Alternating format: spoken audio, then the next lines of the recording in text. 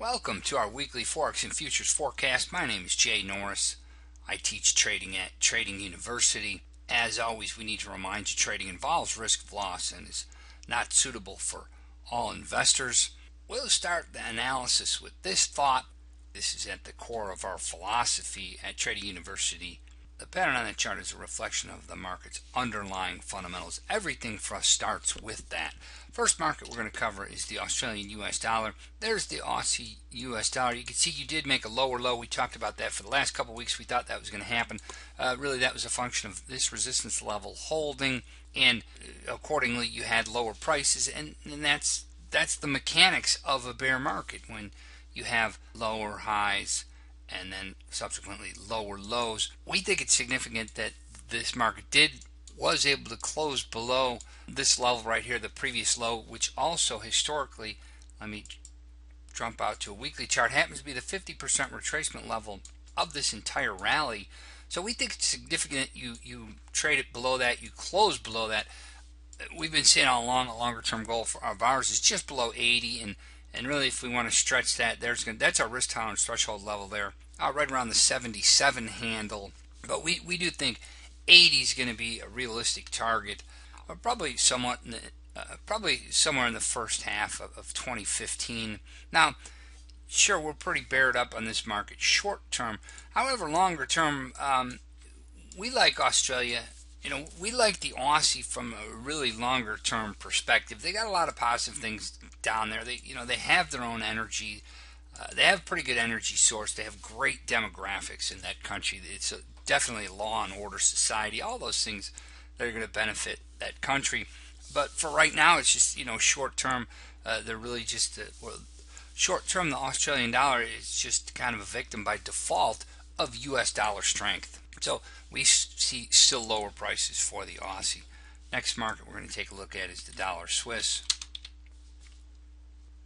We still think there's a shot at par.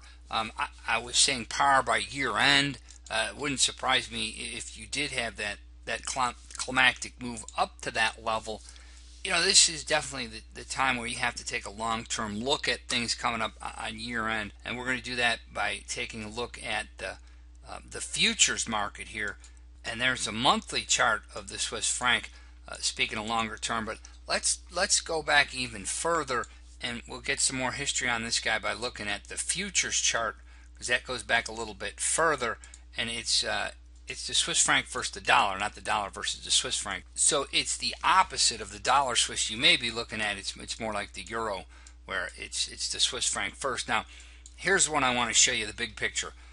Look at all that room down below in this market. Now, the Swiss, they've traditionally benefit from being, of course, a banker to the world, really a broker between the Mideast and Europe and the Mideast and the U.S., etc. Swiss, great brokers, long history of that. On the other hand, however, it's a landlocked nation. They really don't have their own energy sources to speak of. Likewise, food sources.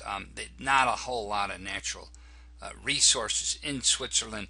It's been a great run. However, the past 14 years or so for this bull run in the Swiss franc. However, we think there's just a lot more downside in the Swissy than the upside. And here's back to the dollar Swiss chart you guys are probably more familiar with. And when you look at it from a historic perspective, look, par's not all that far away. So that's still going to be a shorter to intermediate term goal of ours for this market. We think you're going to par in the Swiss franc. Dollar index next. It is a sea change move. It's a huge move here. When you look at it historically, you can see it's just getting started also. And remember what we said at the beginning, the pattern on the chart is a reflection of a market's underlying fundamentals. You really have fantastic fundamentals for the US dollar. And the biggest fundamental here is that the U.S. is in a position to be a net exporter of oil. That's huge. It means the U.S. has enough energy for its own consumption, and it has so much it can actually help its allies by exporting. And when you think of the global implications of that, it's very important. It's a new thing for us. We don't know what's going to happen long term there. But one of the first benefits you see of it is that the U.S. doesn't have to be so concerned with what's going on globally. It's not imperative that the U.S. essentially be the cop on the beat in the Persian Gulf, etc. The U.S. Navy doesn't. It's not absolutely mandatory that the U.S. Navy keeps shipping lanes open in parts of the world so that the price of oil doesn't jump above $150, $200 a barrel. That's gone. If anything, oil now, it's in actually, it closed around 66, which is extremely cheap. That's a multi-year low.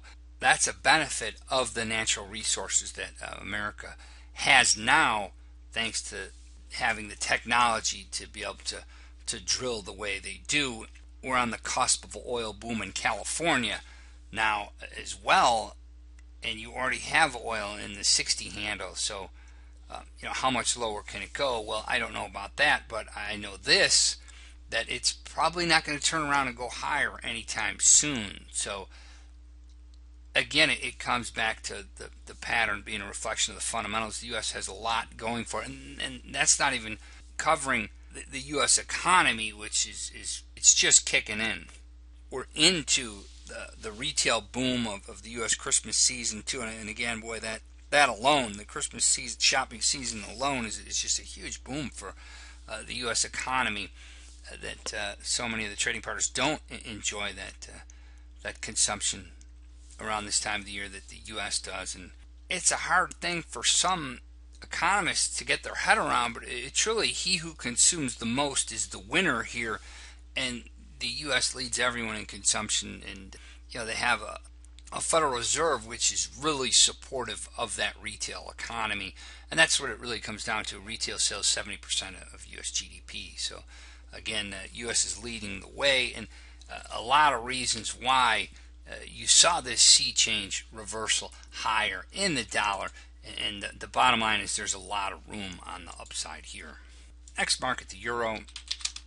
There's a euro daily chart, and the euro, you have almost the opposite conditions in place, where you don't have the resources that the U.S. has. You didn't have a ECB, a European Central Bank, taking the lead on slashing interest rates to combat the slowdown, and their currency's paying the price for it right now. You can see a market in an accelerated downtrend. Let me go to the futures here too, again, to give you more history. Pop out to a monthly chart, and if anything, you can see that, wow, the euro's held up actually pretty good. Look, it hasn't even got to that 50% retracement of the big bull run here. So definitely room below, and there's a possibility of support at 120 too. So yeah, we think 120 is pretty much chip shot in our mind. You're looking at 110 and below. Really, for a full reversal of this guy, you need to start seeing closes below 120. So a couple long-term closes below 120, that opens the door to a new bear market. Okay, you already have a pattern of lower highs. What happens once you get the lower low? From a longer term perspective, this bear market hasn't even started yet. So just as we saw in the dollar index chart, there's so much room on the upside. You look at the euro chart here, there's just so much room on the downside, and really you're just in the beginnings of this massive sea change move that favors the dollar, favors the US dollar. And speaking of which, who's going to be a kind of a de facto victim of dollar strength? Here's the gold market, and again, another one where realistically, this bear market hasn't even started yet. You see on the monthly, you're still seeing an uptrend. You drop down on the weekly, however, and there's the downtrend. There's the new bear, and you drop down further on a daily chart and look at the acceleration lower, and there's our shorter term, our levels. You can see that risk tolerance level. It held again. We talked about that for 2 weeks. Was saying, hey, we marked support there. Didn't surprise us that the gold did rally off that longer term support. However, as I said, and as I have been saying, it's just an opportunity to get short there, and we saw that with a nice sell-off here as the market couldn't overcome resistance, and you had a really sharp sell-off on Friday. Speaking of sharp sell-offs on Friday, here's the crude oil. This really puts that in perspective. Wow, look at that. Wow. You're pretty much on top of a longer-term downside target of ours, 64 level. Historically, look at crude oil, how it's dropped significantly. that's absolutely a reflection of the strong dollar, which again, a reflection of the underlying fundamentals. U.S. energy independent. Why did OPEC come out at the end of last week and say, hey, we're just going to keep on pumping?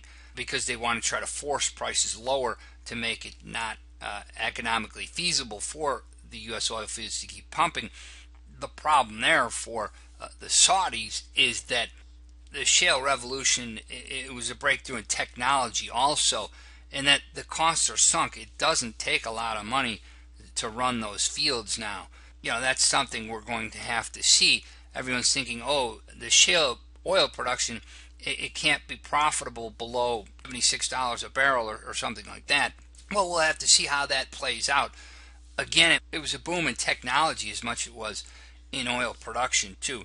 So we'll have to see how that technology plays out, where you don't need as many people to run to keep pumping that oil. And remember, your costs are sunk there. If your costs are sunk and the price of the product goes down, are you just going to quit and eat it, take that loss, or are you going to pump what you can to keep what cash you can coming in? And keep in mind, if you don't need as many people there, it's certainly going to be interesting to see. But the bottom line is the biggest benefactor of all this is the U.S. consumer, who drives the most. It's going to put a lot of money into the economy because people aren't paying as much to fill their tank with gas.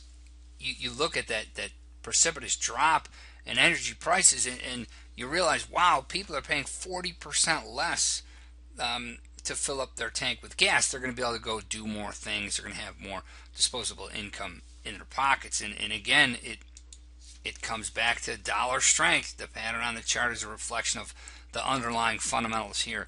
And in many cases, we can say that, oh, this perhaps is the beginning of a new phase here. And historically, it definitely is. Economically, it definitely is, where the U.S. doesn't need OPEC anymore. Again, the long-term implications of that are so far-reaching that we'd be guessing to say we don't know what's going to happen because of that. OPEC isn't the power they once were. Very, very interesting. It's a whole new world. And the chart I keep coming back to is going to be this one. The one thing I know for sure, there's a whole lot of room on the upside in the dollar. Wow, look at the volume patterns here. Look at all those big green spikes too. Those are up days. So it comes back to that. It all comes back to dollar strength. My name is Jay Norris. I teach trading at Trading University.